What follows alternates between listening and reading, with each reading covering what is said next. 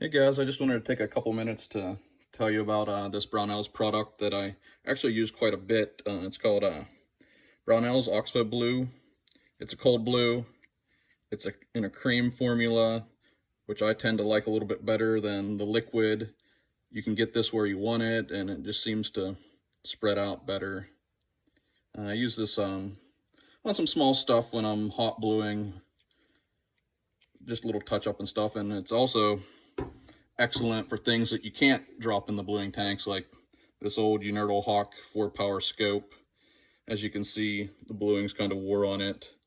Now the end pieces here, they are aluminum, so it's not going to help with that or the area around the windage and elevation, but this main tube is steel, and we're going to show you how this cold bluing can make this look like new. First you want to do is clean it with some kind of degreaser. I use brake cleaner. I'm not going to show you how to do that. It's pretty self-explanatory, and I already cleaned this, so we're going to jump right into using the product. It's obviously blue in color, as you can see here. I think I actually picked this up when I was out at Brownells from the retail store, hence the actual price tag on the product. But either way, it's available online. You can either apply it with a paper towel,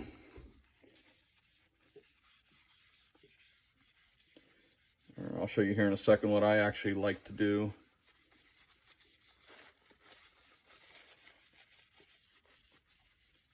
That works fine, but I've found what's a little bit better is using some steel wool.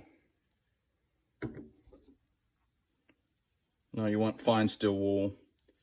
A lot of people don't realize this, but you can actually use like double aught or finer steel wool on bluing to help clean it up, and it's not going to hurt it or scratch it.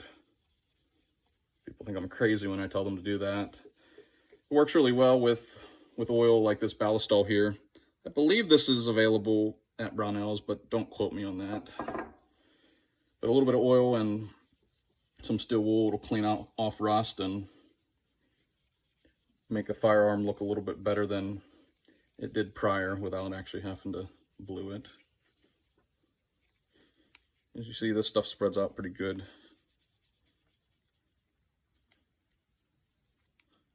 I like to spread it on there and then let it sit for a couple minutes before wiping it back off.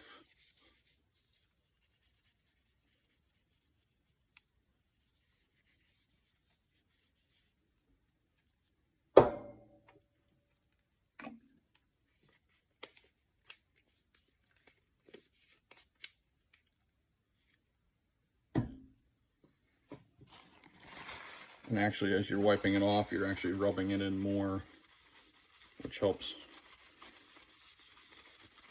darken it up even better.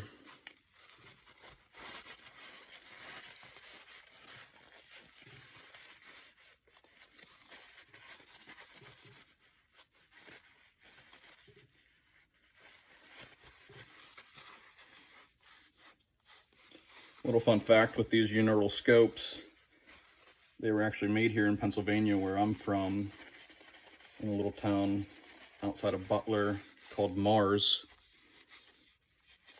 They've been out of business for years now, but actually my grandfather, who was a gunsmith for 30 plus years, knew John Unertl Jr. personally. We actually have a few of their higher end scopes with double and triple crosshairs in them. It's not something you see every day, and they're actually pretty nice for hunting groundhogs and different things when you're trying to get out at different ranges without actually adjusting for the shot. I know that's kind of the old school method, but these scopes are also old school, so that's what they did back then. Now you can see I rubbed in the cold blue, dried it off a little bit, and what I like to do now is add some oil to it. I'm going to use this ballistol again. Again, I believe this is available at Brownells, but I'm not 100% sure on that. I'm going to just do a light mist on it.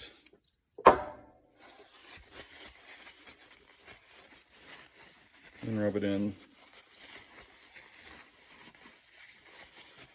I use this stuff a lot, even after hot bluing. After I reassemble a gun, I wipe it down with some ballast oil. It's a nice thin oil that lubricates, penetrates, cleans, protects, preserves. It's great on firearms, leather, knives, wood, tools, marine, camping, fishing equipment, etc. You can read the can, but highly suggest putting that in your inventory.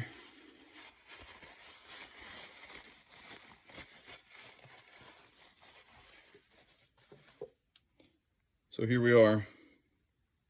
I'm gonna unmount the camera here and give you a little bit closer of a view.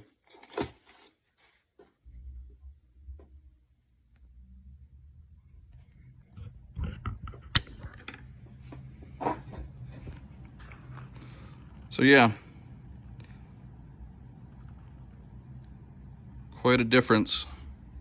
I mean, obviously you can still see the color contrast between the aluminum end pieces and the steel tube, but it made this old scope look a lot better than it did. Again, this is Brownells Oxpho Blue. It's available online. So go to brownells.com, put some in your cart. You won't regret it.